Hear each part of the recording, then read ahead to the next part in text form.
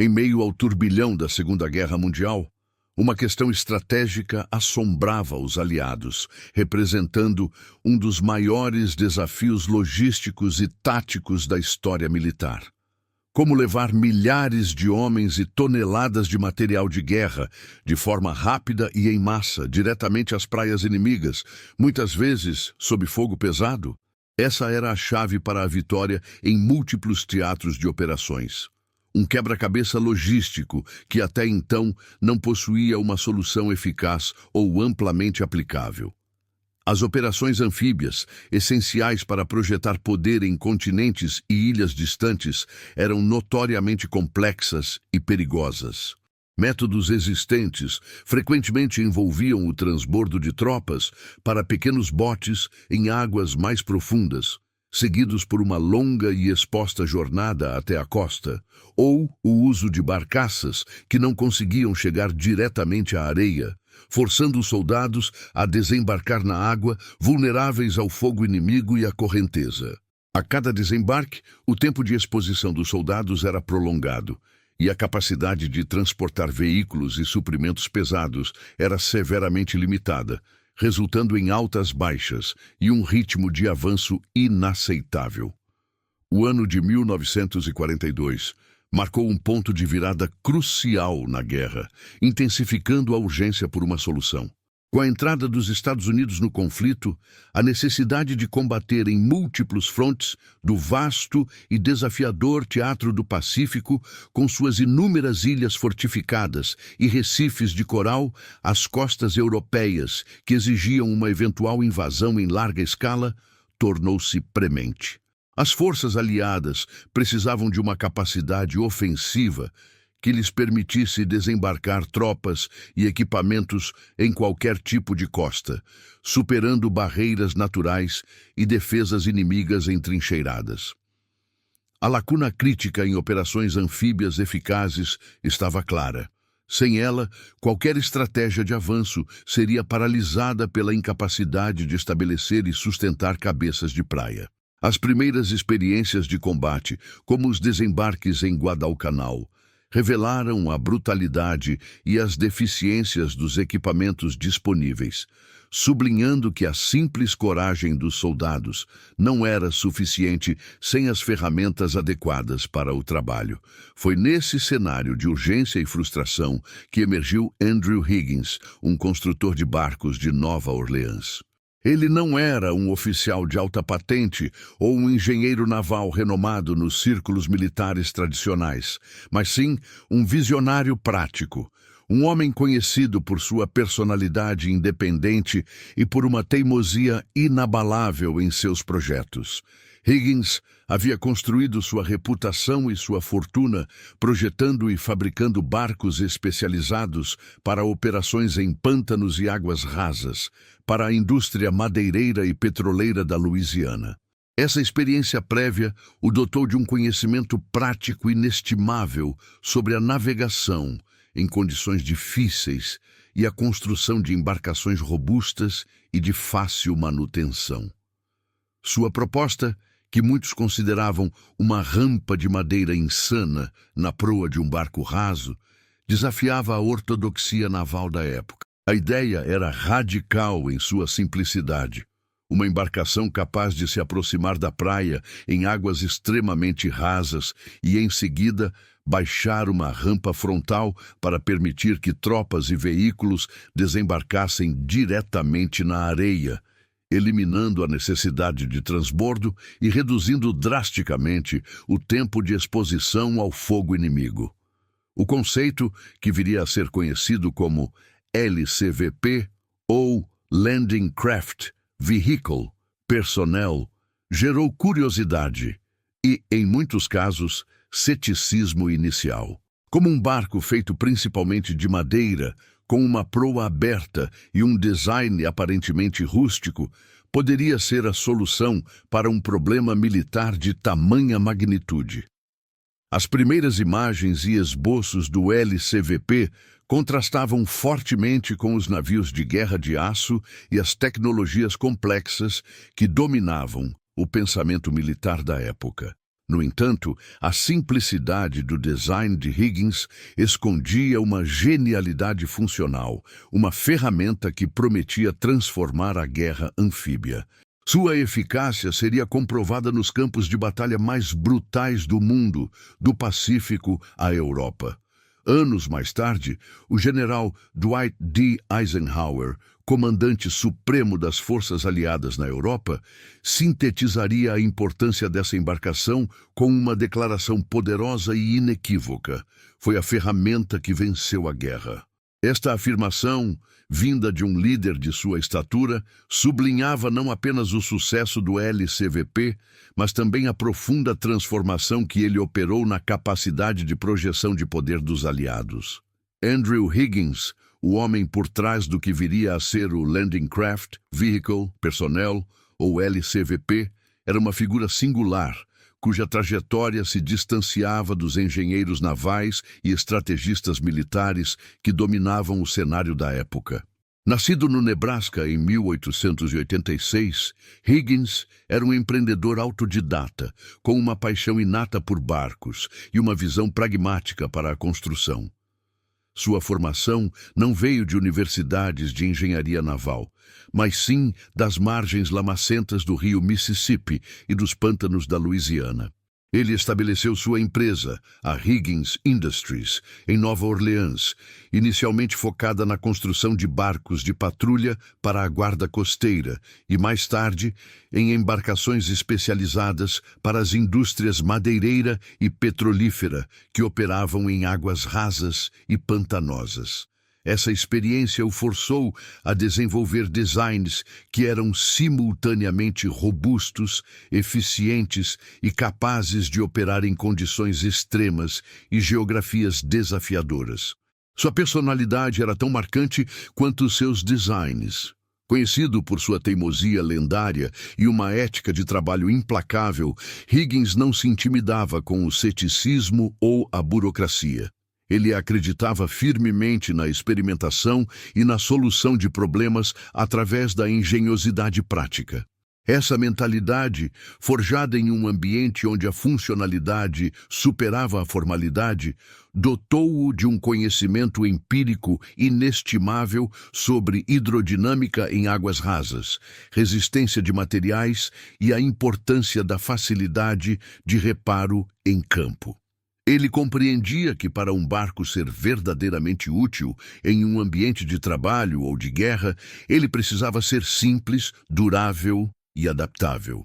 Essa base de conhecimento e sua abordagem pouco ortodoxa seriam cruciais para a criação do LCVP, uma embarcação que desafiava as convenções navais da época.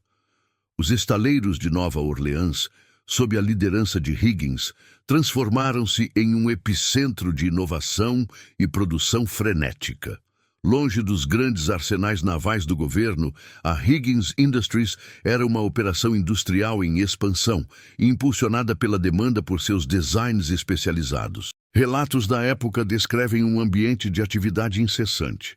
O ar nos estaleiros era denso, com o cheiro pungente de madeira de pinho recém-cortada, misturado ao odor característico de diesel e óleo e ao sal do Golfo do México. O som era uma cacofonia industrial constante.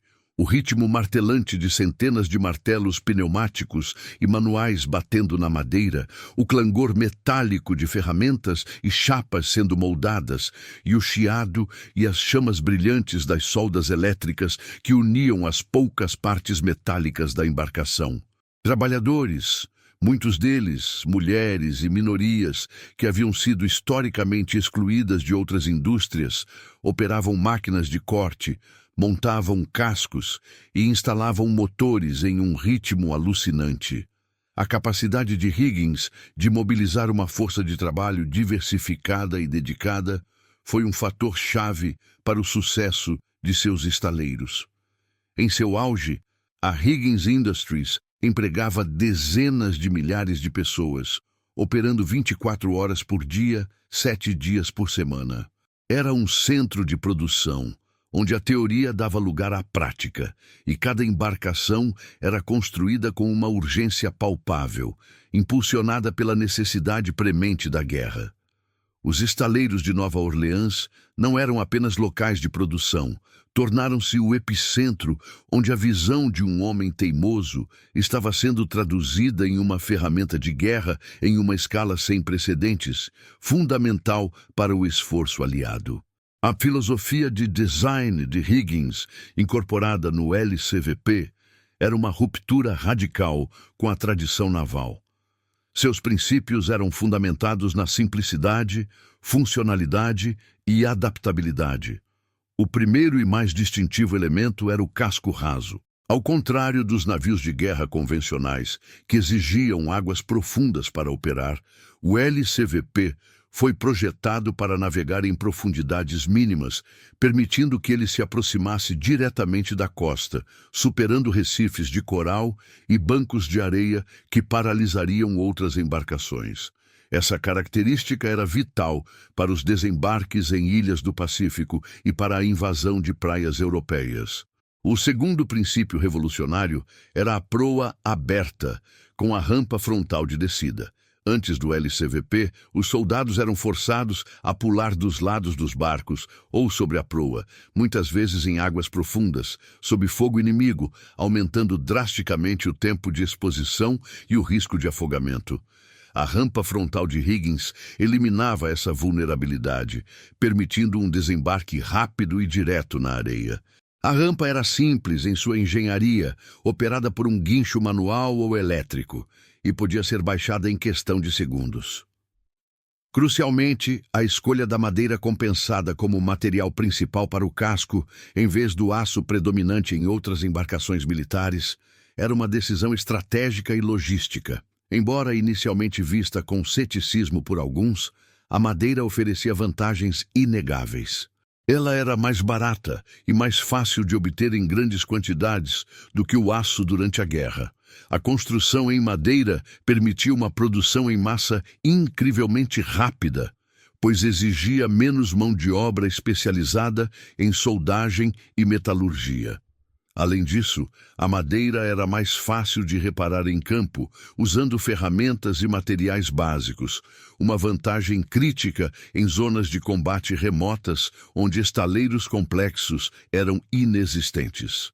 Essa combinação de casco raso, rampa frontal e construção em madeira não era apenas inovadora, era a personificação da engenhosidade pragmática, projetada para atender às brutais exigências da guerra anfíbia. A proposta de Andrew Higgins, com seu barco de proa aberta e construção em madeira, não foi recebida sem resistência nos círculos militares e navais. Pelo contrário, ela colidiu frontalmente com a ortodoxia naval da época, que valorizava a robustez do aço, a sofisticação da engenharia e os designs testados em décadas de doutrina. Para muitos especialistas militares e engenheiros navais, a ideia de um barco de madeira, com uma rampa frontal para desembarques em combate, parecia no mínimo ingênua e, no máximo, perigosamente inadequada. Eles torciam o nariz para o que consideravam uma embarcação rústica que desafiava os princípios estabelecidos da construção naval e da tática anfíbia. As críticas ao design do LCVP eram diversas e, do ponto de vista convencional, compreensíveis. A principal objeção girava em torno da escolha da madeira como material principal. Em uma era dominada por navios de guerra construídos em aço, com blindagem pesada, projetada para resistir a projéteis e explosões, a madeira era vista como um material inerentemente frágil. Como um casco de madeira poderia suportar o fogo de metralhadora inimiga, estilhaços de artilharia ou o impacto de minas? A percepção era de que a embarcação seria facilmente perfurada e afundaria rapidamente, colocando em risco as vidas dos soldados a bordo. A durabilidade e a capacidade de sobrevivência em um ambiente de combate eram questionadas, com muitos argumentando que apenas o aço poderia oferecer a proteção necessária para operações tão perigosas. Outro ponto de ceticismo era a proa aberta com a rampa de desembarque. Embora essa fosse a característica mais revolucionária do LCVP, ela também era vista como uma vulnerabilidade crítica. A ideia de uma abertura frontal que se abaixava diretamente na praia parecia expor desnecessariamente as tropas e o interior da embarcação ao fogo inimigo. Engenheiros navais argumentavam sobre a dificuldade de manter a integridade estrutural de um barco com uma grande abertura na proa, especialmente em mares agitados, e temiam que a rampa pudesse emperrar sob fogo ou que a embarcação pudesse ser facilmente inundada. A simplicidade mecânica da rampa, que Higgins via como uma vantagem, era interpretada por alguns como uma falta de engenharia avançada. Além disso, o design geral do LCVP era considerado excessivamente rústico em comparação com os navios de guerra de aço e as embarcações mais complexas que estavam sendo desenvolvidas. A ausência de blindagem pesada, a aparência utilitária e a falta de sistemas sofisticados faziam com que o barco de Higgins parecesse mais adequado para o transporte de carga em rios do que para a vanguarda de uma invasão anfíbia global. Havia uma relutância institucional em abraçar uma solução tão simples para um desafio militar de tamanha complexidade e importância.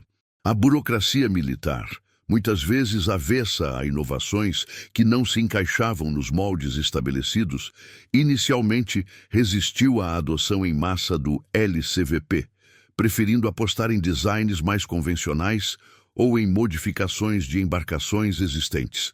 No entanto, a lógica inegável da guerra e o pragmatismo americano acabaram prevalecendo sobre o ceticismo inicial. À medida que as necessidades do conflito se intensificavam, tornou-se dolorosamente claro que a velocidade, a massa e a capacidade de desembarque direto eram mais importantes do que a blindagem pesada ou a sofisticação tecnológica. O LCVP, apesar de suas aparentes deficiências aos olhos dos especialistas, oferecia vantagens práticas que nenhuma outra embarcação da época podia igualar. Primeiro, era incrivelmente barato de produzir. A utilização de madeira compensada e componentes de prateleira significava que o custo de fabricação era uma fração do que seria necessário para uma embarcação de aço comparável. Em um esforço de guerra total, onde os recursos eram finitos e a demanda por materiais como o aço era imensa para a produção de tanques, aviões e navios de guerra maiores, a capacidade de construir milhares de LCVPs sem desviar recursos críticos era uma vantagem estratégica monumental. Segundo, o LCVP era robusto o suficiente para o uso intenso e abusivo que a guerra exigia. Embora feito de madeira, seu design simples e a qualidade da construção de Higgins garantiam uma durabilidade surpreendente. Ele podia ser encalhado repetidamente na areia ou em recifes de coral, sem sofrer danos estruturais catastróficos, uma característica essencial para operações anfíbias em cenários imprevisíveis. A sua simplicidade significava menos peças para quebrar e uma manutenção mais fácil. Terceiro, e talvez o mais crucial, o LCVP era reparável em campo, com recursos básicos.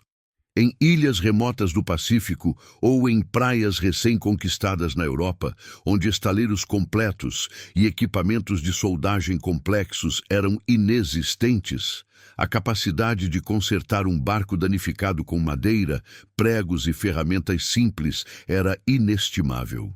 Uma equipe de reparos, com habilidades básicas de carpintaria, podia manter a frota de LCVPs operacional, garantindo que as operações de desembarque pudessem continuar sem interrupção prolongada. Isso contrastava fortemente com embarcações de aço, que frequentemente exigiam instalações especializadas para reparos significativos. A combinação de baixo custo, robustez funcional e facilidade de reparo fez com que o LCVP se tornasse a solução prática que a guerra exigia. A performance em testes e, mais importante, nos primeiros combates reais, rapidamente silenciou os críticos. A capacidade de desembarcar tropas e veículos diretamente na areia, de forma rápida e eficiente, demonstrou ser um divisor de águas.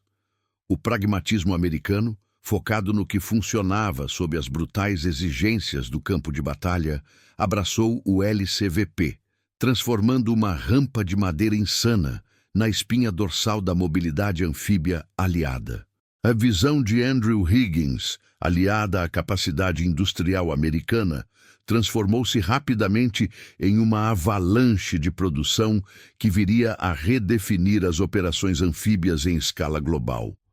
Superando o ceticismo inicial e as barreiras burocráticas, o pragmatismo da guerra exigiu uma solução que pudesse ser fabricada em massa, rapidamente e de forma confiável.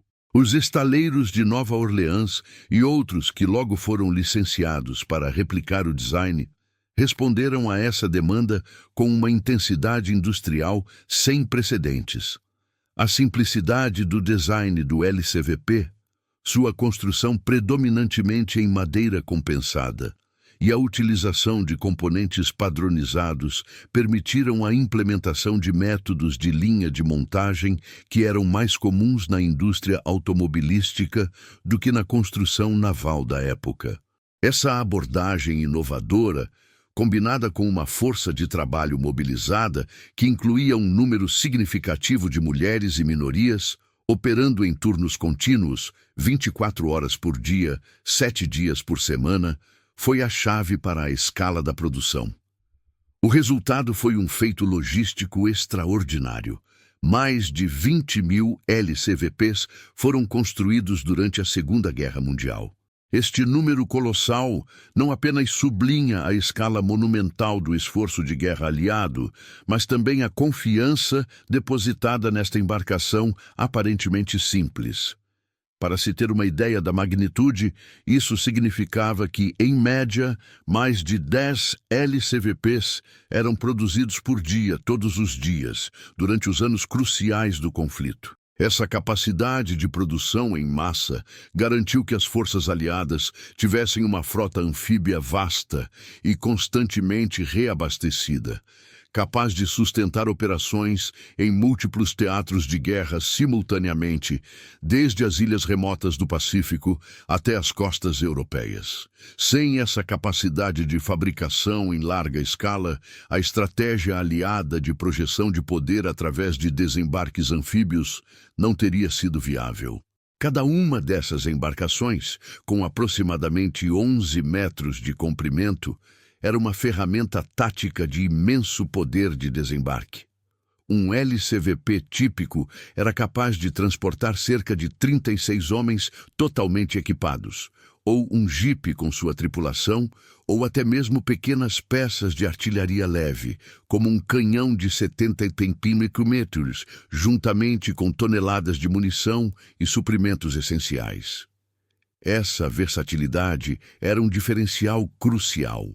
Não se tratava apenas de desembarcar tropas, era a capacidade de projetar uma força combinada, infantaria, veículos leves e apoio logístico diretamente na praia, de forma rápida e eficiente. Essa capacidade de mover homens e material pesado em uma única viagem e de fazê-lo repetidamente transformou a dinâmica dos desembarques. Em vez de desembarques isolados e vulneráveis, o LCVP permitiu a criação de ondas incessantes de assalto. Uma embarcação após a outra, em intervalos de minutos, chegava à praia, descarregava sua carga e retornava para buscar mais. Essa maré contínua de homens e equipamentos desmoralizava as defesas inimigas, que enfrentavam um fluxo aparentemente interminável de reforços e suprimentos. A capacidade de desembarcar rapidamente munição e suprimentos vitais também significava que as cabeças de praia recém-conquistadas podiam ser sustentadas e expandidas com maior eficácia, reduzindo o risco de contra-ataques inimigos bem-sucedidos. O LCVP não apenas colocava soldados na praia, ele garantia que eles tivessem os meios para lutar e manter sua posição. Os primeiros testes de fogo do LCVP não tardaram a chegar, especialmente no Teatro do Pacífico, onde a guerra anfíbia se desenrolava com brutalidade implacável e onde a necessidade de superar recifes de coral e defesas entrincheiradas era premente. As operações iniciais, como os desembarques em Guadalcanal, em 1942, e mais tarde em ilhas como Atu e Quisca, nas Aleutas, em 1943, serviram como o campo de provas definitivo para a embarcação de Higgins. Nessas batalhas, os LCVPs foram expostos ao fogo inimigo, a condições marítimas adversas e à logística desafiadora de operar em locais remotos. Apesar das previsões pessimistas de alguns especialistas, o LCVP demonstrou uma eficácia imediata e surpreendente. Sua capacidade de navegar em águas rasas permitiu que as tropas chegassem mais perto da costa do que qualquer outra embarcação, minimizando a exposição em águas profundas. A rampa frontal provou ser um divisor de águas, permitindo que os soldados desembarcassem rapidamente e avançassem para a areia em questão de segundos, em vez de saltar sobre os lados e vadear por longas distâncias sob fogo.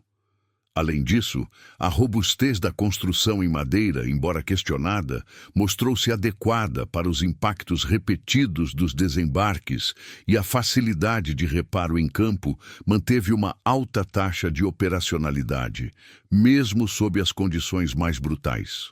Os LCVPs transportaram fuzileiros navais e soldados do exército através de recifes, sob metralhadoras e morteiros, entregando-os onde eram mais necessários. As experiências iniciais no Pacífico validaram o conceito de Higgins e silenciaram os críticos, provando que a rampa de madeira insana era, de fato, a solução que os aliados desesperadamente precisavam. O LCVP não era apenas um barco, era o motor de uma nova era de guerra anfíbia, e seu impacto estava apenas começando a ser sentido. A característica mais engenhosa e, em última análise, salvadora do LCVP era sua rampa frontal de descida. Esta não era uma mera conveniência, mas uma revolução tática que redefiniu os desembarques anfíbios. Ao contrário das embarcações de desembarque convencionais da época, que forçavam as tropas a saltar pelos lados ou pela proa, muitas vezes caindo em águas profundas, o design de Higgins incorporava uma robusta rampa articulada na frente da embarcação. Construída predominantemente de madeira compensada, reforçada com aço, a rampa foi projetada para baixar rapidamente, criando uma ponte direta e estável do barco para a areia da praia. Sua operação era notavelmente simples, utilizando um sistema de guincho manual ou, em modelos posteriores, um mecanismo hidráulico. Essa simplicidade mecânica era uma escolha deliberada, garantindo confiabilidade sob as condições brutais de combate e facilitando reparos em campo, alinhando-se à filosofia geral de Higgins de design funcional e prático. A capacidade da rampa de suportar impactos repetidos com a costa e o peso de homens e veículos era um testemunho de sua engenharia robusta e eficaz. Essa rampa frontal abordou diretamente um dos desafios mais letais da guerra anfíbia, o tempo de morte na praia. Antes do LCVP, os soldados enfrentavam uma exposição prolongada ao fogo inimigo durante os momentos críticos do desembarque.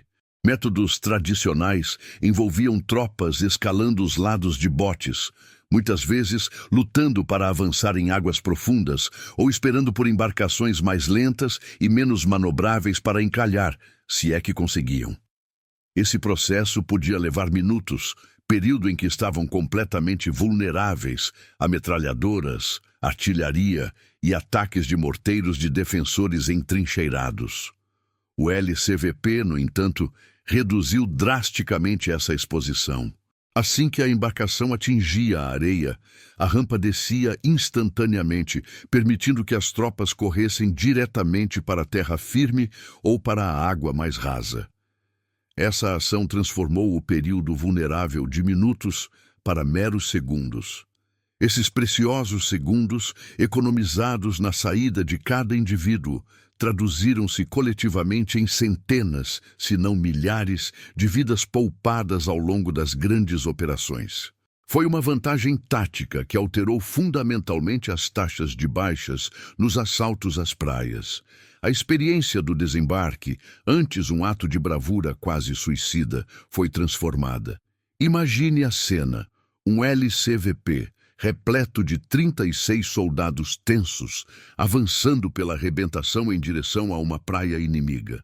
O rugido do motor e o spray da água salgada são constantes. No momento em que a embarcação encalha na areia, um estrondo metálico agudo ecoa enquanto a pesada rampa frontal despenca. Não há hesitação. Imediatamente, botas americanas, carregadas de antecipação e determinação, mergulham na espuma agitada e na areia molhada.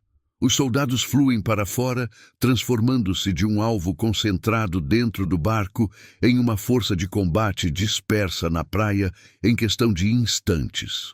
Essa saída rápida, facilitada pela rampa, representou um avanço tanto psicológico quanto tático. Ela incutiu um senso de agressão controlada e mitigou o medo paralisante associado à exposição prolongada. A capacidade de desembarcar rapidamente um pelotão inteiro na praia, pronto para o combate, proporcionou um impulso crucial às ondas iniciais de ataque. Esse detalhe mecânico aparentemente simples remodelou fundamentalmente a experiência humana do combate, oferecendo um aumento tangível nas chances de sobrevivência e sucesso para cada soldado envolvido nas implacáveis campanhas de pulo de ilhas no Pacífico e na monumental invasão da Normandia. O Teatro do Pacífico, durante a Segunda Guerra Mundial, apresentava um cenário de combate de brutalidade e complexidade geográficas sem precedentes. Estendendo-se por milhares de quilômetros de oceano, pontilhado por ilhas vulcânicas e atóis de coral, este vasto teatro impunha desafios logísticos e táticos extremos. A partir de 1942, com a entrada dos Estados Unidos e campanhas como a de Guadalcanal, a vitória no Pacífico dependia da capacidade de realizar desembarques anfíbios em larga escala e de forma contínua. As ilhas eram fortalezas naturais, cobertas por densas selvas, com praias protegidas por recifes de coral traiçoeiros e defesas japonesas entrincheiradas, incluindo bunkers, ninhos de metralhadora e artilharia pesada posicionadas para repelir qualquer invasão. A geografia do Pacífico era implacável. Recifes de coral, frequentemente invisíveis, rasgavam o casco de embarcações convencionais, e águas rasas impediam a aproximação de navios maiores. A densa vegetação oferecia cobertura aos defensores, tornando cada desembarque uma operação de alto risco. As forças americanas e aliadas precisavam desembarcar dezenas de milhares de fuzileiros navais e soldados, com equipamentos pesados, munição, suprimentos e veículos, em praias hostis e condições ambientais extremas. As defesas japonesas, conhecidas por sua tenacidade e pela tática de lutar até o último homem, garantiam que cada metro de avanço fosse conquistado a um custo elevado. Nesse contexto, a embarcação de Andrew Higgins, o LCVP, revelou-se indispensável. Nesse ambiente hostil, o LCVP estabeleceu-se como a espinha dorsal da estratégia americana de island hopping, ou pulo de ilhas. Essa tática, desenvolvida para contornar fortalezas japonesas e concentrar recursos em pontos estratégicos, dependia da capacidade de mover tropas e suprimentos entre ilhas, desembarcando-os em praias frequentemente não preparadas. O casco raso do LCVP permitia navegar sobre recifes de coral que paralisariam outras embarcações, e sua rampa frontal garantia o desembarque direto na areia, minimizando a exposição ao fogo inimigo e a fadiga de vadear em águas profundas. Imagens históricas do Pacífico mostram LCVPs manobrando em águas rasas, contornando obstáculos sob fogo de metralhadoras e artilharia. Cada embarcação transportava um pelotão de fuzileiros navais com rifles, mochilas e equipamentos ou um jipe com munição e suprimentos vitais. Entregar essas cargas diretamente ao ponto de contato, de forma rápida e eficiente, diferenciava o LCVP. Não era um navio de guerra com armamento pesado, mas uma ponte essencial entre a frota de invasão e a linha de frente. Sem sua flexibilidade e resiliência, a estratégia de pulo de ilhas seria impraticável e o avanço aliado no Pacífico mais lento e custoso. Ele permitiu às forças americanas manter o ímpeto, assaltando ilha após ilha, estabelecendo bases avançadas e pressionando o inimigo de volta ao Japão. A consequência mais significativa da proliferação do LCVP no Pacífico foi a transformação dos desembarques de façanhas perigosas em uma rotina militar. Antes do LCVP, cada operação anfíbia era um empreendimento arriscado, exigindo planejamento meticuloso e sorte. As taxas de baixas eram proibitivas e a logística de sustentar uma cabeça de praia um gargalo constante. Com o LCVP, essa dinâmica mudou. A capacidade de desembarcar 36 homens ou um veículo e suprimentos a cada poucos minutos em milhares de embarcações criou uma avalanche logística imparável. Os desembarques, embora perigosos, tornaram-se um procedimento operacional padrão, parte previsível da estratégia. LCVPs podiam ser vistos em ondas contínuas, transportando tropas, retornando para reforços e suprimentos e evacuando feridos.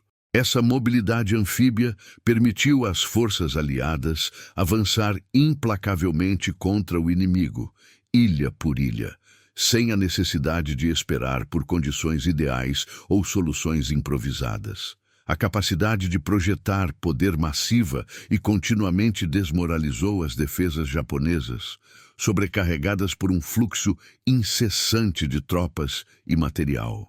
O LCVP não apenas salvou vidas ao reduzir o tempo de exposição, mas acelerou o ritmo da guerra no Pacífico, permitindo aos aliados superar defesas inimigas e conquistar objetivos estratégicos com eficiência inatingível antes. O Teatro do Pacífico, com suas ilhas remotas e recifes traiçoeiros, havia sido o campo de provas para o LCVP. No entanto, o maior desafio ainda estava por vir, e ele seria enfrentado nas praias da Europa. Em 1944, os estrategistas aliados se depararam com a tarefa monumental de planejar a Operação Overlord, a invasão da Normandia. Esta não era apenas mais uma operação anfíbia, era o maior assalto desse tipo na história, com o objetivo de estabelecer uma segunda frente decisiva contra a Alemanha nazista e iniciar a libertação da Europa Ocidental.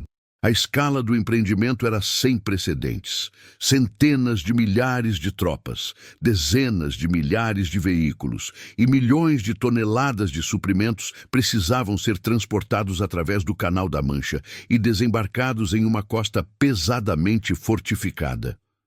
Os desafios eram colossais.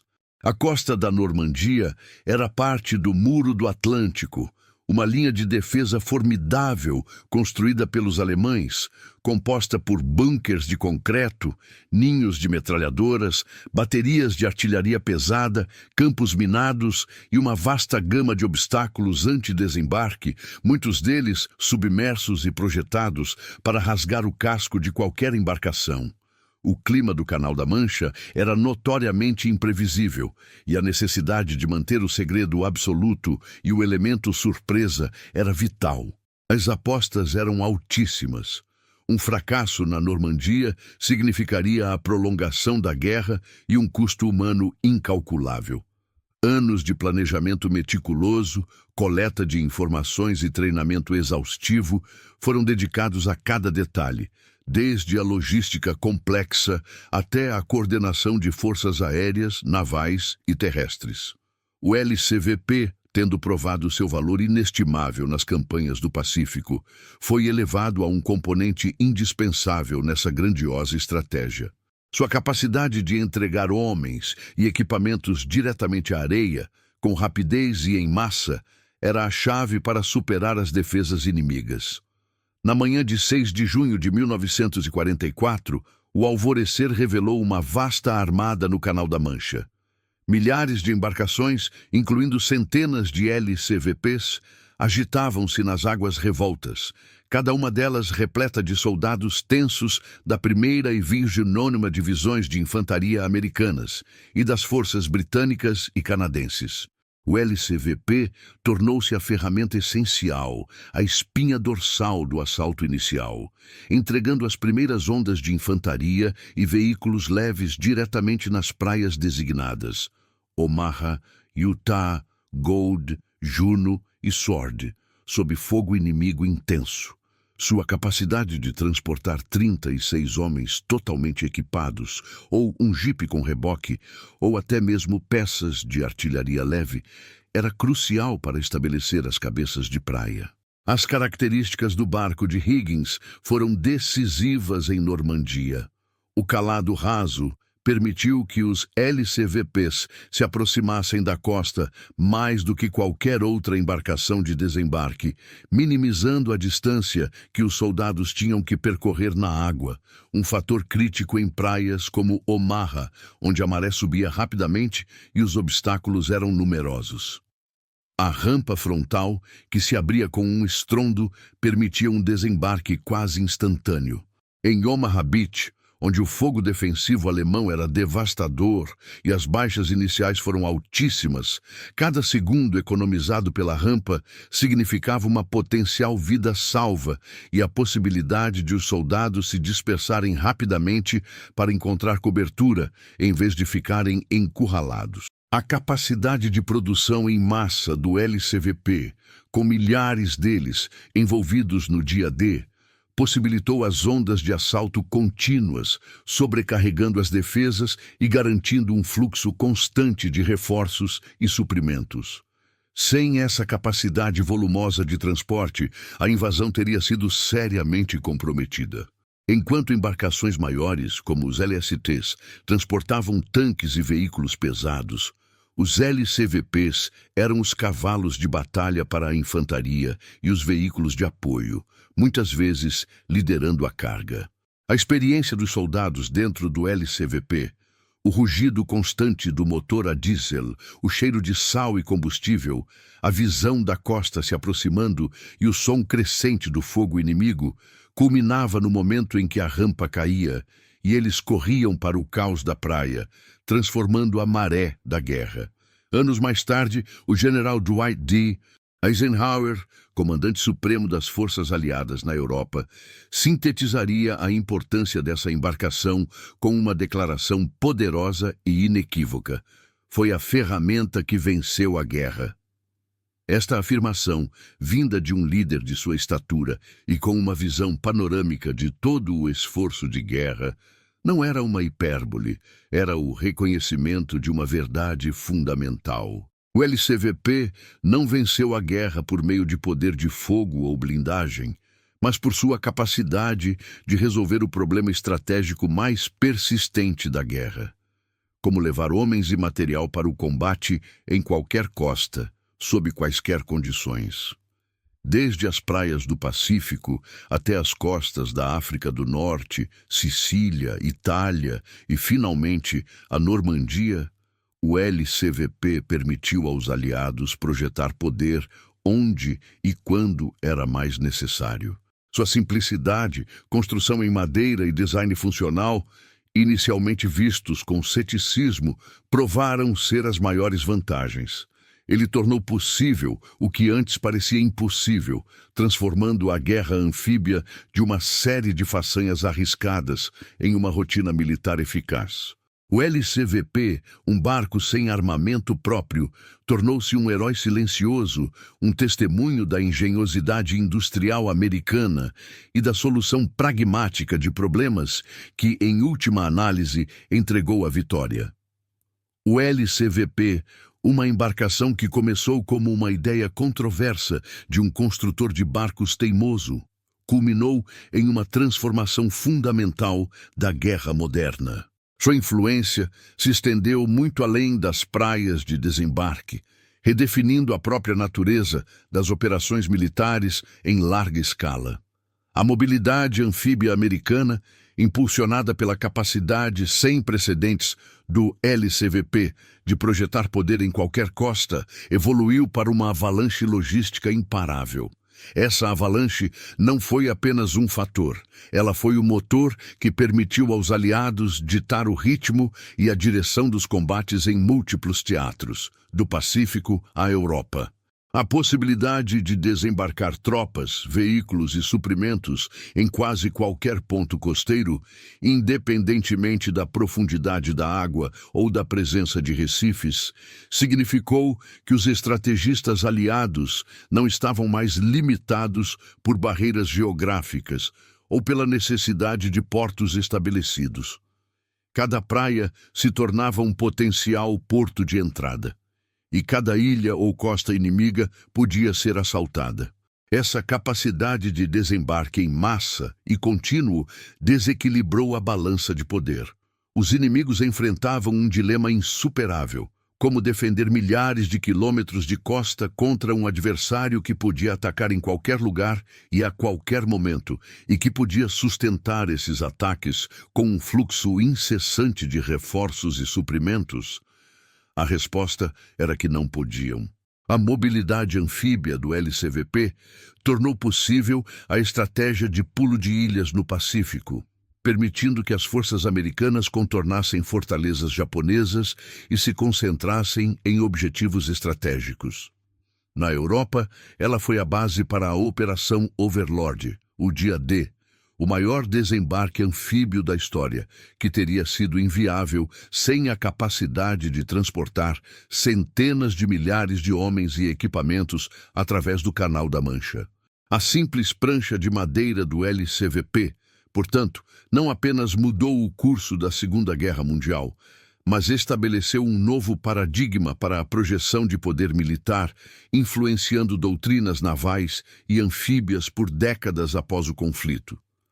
A guerra moderna, a partir de então, teria que considerar a capacidade de um adversário de lançar assaltos anfíbios em escala massiva como uma ameaça central. O sucesso do LCVP oferece uma lição duradoura sobre a natureza da inovação em tempos de crise. A vitória, como demonstrado por esta embarcação, nem sempre reside na tecnologia mais complexa, sofisticada ou cara. Pelo contrário, muitas vezes é encontrada na solução mais engenhosa, prática e robusta. Enquanto engenheiros navais tradicionais buscavam por designs de aço mais blindados e complexos, Andrew Higgins focou na funcionalidade e na simplicidade. A escolha da madeira, inicialmente vista com desdém, revelou-se uma genialidade logística.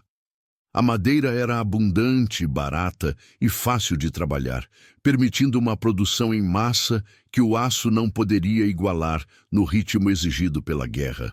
A simplicidade do design significava menos peças para quebrar, menor tempo de treinamento para a tripulação e, crucialmente, a capacidade de reparos em campo com ferramentas e materiais básicos. Em um ambiente de combate, onde a manutenção era um desafio constante e os recursos eram escassos, a capacidade de manter os LCVPs operacionais com mínima infraestrutura era uma vantagem inestimável. Esta abordagem pragmática, de focar no que funcionava de forma confiável e em escala, estava intrinsecamente ligada à capacidade industrial americana. A indústria dos Estados Unidos, conhecida por sua capacidade de produção em massa e por sua engenhosidade em otimizar processos, abraçou o conceito de Higgins e o escalou a níveis sem precedentes. A construção de mais de 20.000 LCVPs em poucos anos é um testemunho da força industrial americana e de sua determinação em fornecer às Forças Armadas as ferramentas necessárias para a vitória. Não foi a tecnologia mais avançada, mas a aplicação inteligente e em massa de uma solução simples e eficaz que se tornou decisiva. O LCVP provou que, em certas circunstâncias, a robustez e a reparabilidade superavam a blindagem pesada e a complexidade técnica. Essa lição ecoa até hoje em designs militares, onde a confiabilidade e a facilidade de manutenção são tão valorizadas quanto o desempenho de ponta. A história do LCVP, portanto, não é apenas a história de um barco, mas um fecho impactante sobre a capacidade humana de inovação e adaptação sob pressão. É a prova de que, às vezes, a vitória chega numa prancha de madeira e 4 parafusos. Esta frase, aparentemente trivial, encapsula a essência da contribuição do LCVP. Uma solução de baixo custo, simples em sua concepção, mas de impacto estratégico monumental. Ela destaca a ironia de que uma das ferramentas mais cruciais para a vitória aliada não era um supernavio ou um avião de combate de última geração, mas uma embarcação utilitária, projetada para uma única e vital função: transportar.